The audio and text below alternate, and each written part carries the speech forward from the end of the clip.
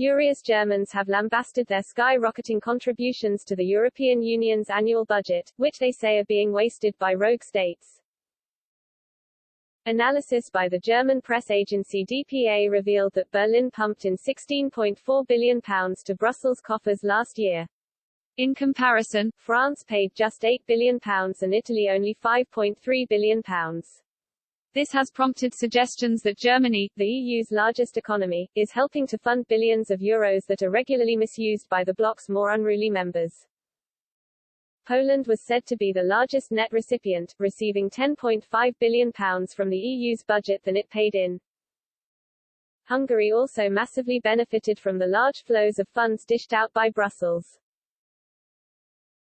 This was all while both Warsaw and Budapest were accused of being in breach of the bloc's rules.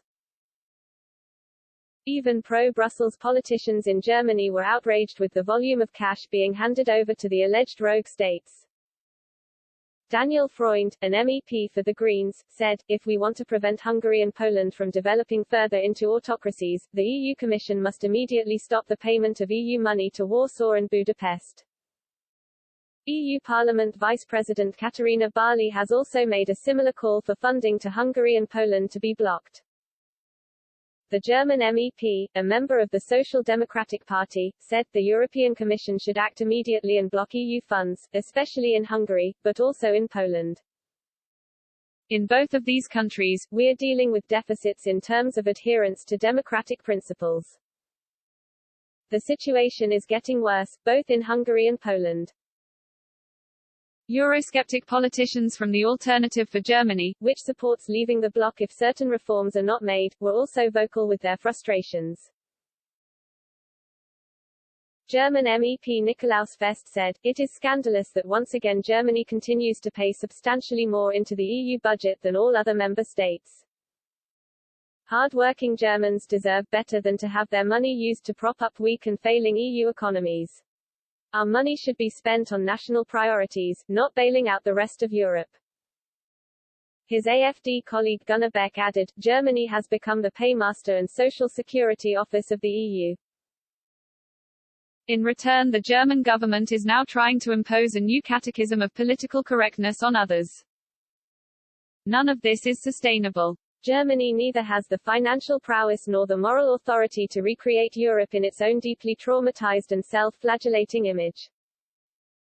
No one wants a self-hating larger European Germany, except the German government. We need a great reset not for our economies but for the EU. Quicker the German people stop funding this EU racket the better." The EU's purse strings are controlled by the European Commission. Eurocrats are also in control of the bloc's so-called rule of law mechanism that is designed to stop funds being claimed by persistent rule breakers. The EU's Brussels-based executive refused to publish an exact balance sheet because of fears it could be used politically.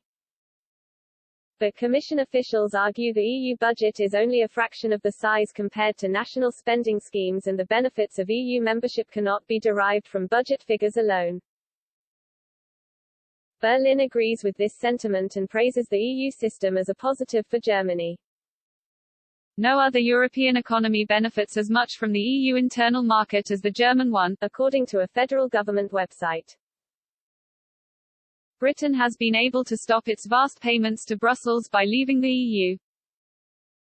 The Vote Leave group made the huge flow of cash between London and the Belgian capital its main issue during the referendum campaign. And Prime Minister Boris Johnson delivered on the promise by cutting the huge annual payments, which was £15.8 billion in the country's final year of membership.